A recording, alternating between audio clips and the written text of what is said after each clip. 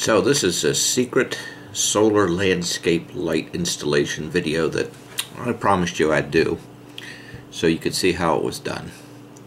And it's based on solar landscape lights that are available at your favorite home supply store. This particular one's from Lowe's.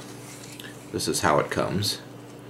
Stakes in backwards. That's what this little orange label's for. It says, please take the stake out. And you take your tags off and everything, and put it in the ground and do like I do. I put them in the ground, and sometimes this puny little stake doesn't hold them and they fall over. I go out and put them back in again. Sometimes I yank them out of the ground to do some maintenance, replace the rechargeable battery or whatever I need to do, and either the stake stays in the ground or it comes with the thing and I can't find out where I put it. And if the stake stays in the ground, sometimes you can't find it in the mulch. So there you stand with one of these things with no stake. And you know what? You can't buy these things. I don't know what they're thinking. But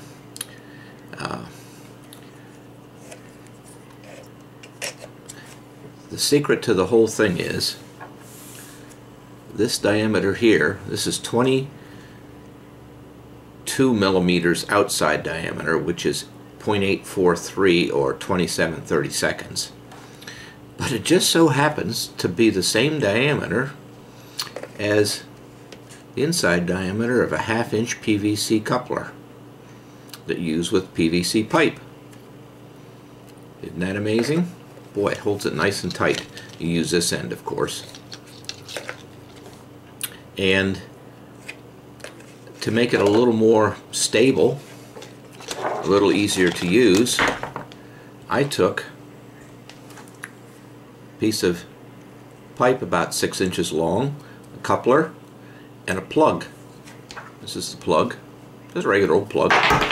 They're real cheap at any home center or even any hardware store, and glued them together with the PVC glue that you can buy.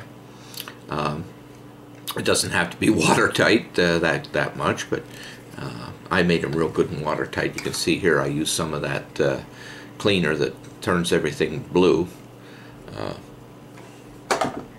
You can get clear, so that won't be a problem.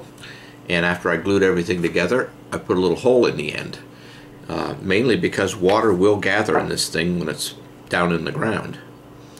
And if you leave your lights out all winter up here in the north, a plug of ice will form and actually push the light right out.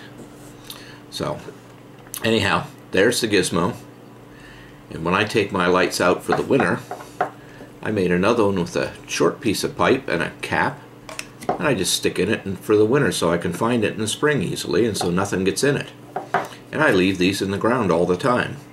So I measured very carefully where I wanted them and pounded them in the ground. At first I put a piece of wood over top of here when I pounded on it, so it didn't deform this, and then I discovered that these things are tough, really tough. So I just took my hammer and pounded them down in almost flush with the ground. I don't like to put them below the mulch too much, but because then when you yank the light out to do your maintenance or whatever, mulch falls down in the hole. So I just leave them just out of the soil a little bit, and I got thinking I probably should have just spray painted it with some of that plastic spray paint that you can get. So that's the gizmo. And one of the tricks that I found was with some of these lights. Here's an old one I have. Of course, the stake doesn't reverse, and there's nothing you can do to, make it right, except to take a piece of pipe and pound it in here. I had to chamfer the edge a little bit to get it started. But once I got it started, I took it off the light, set it on like this, and after I got it started with the just by pushing it in, I tapped it in with a piece of wood and a hammer, and it works really well. So when you stick them in the ground, that becomes your new stake. And she actually works really well. And when you have that much in the ground, it's really stable. So that's the whole secret. Once you get them in the ground, if they're not quite straight, first of all, I stuck a piece of rebar down in here to move it around to get it exactly straight, and I used a level on it, but that's probably OCD. You may not want to do that. But I stuck a heavy screwdriver in a couple of them and wiggled them around till I got them nice and straight, so when you put your light in it, everything stays nice and straight, and it's pretty stable. So there you go. That's how it works.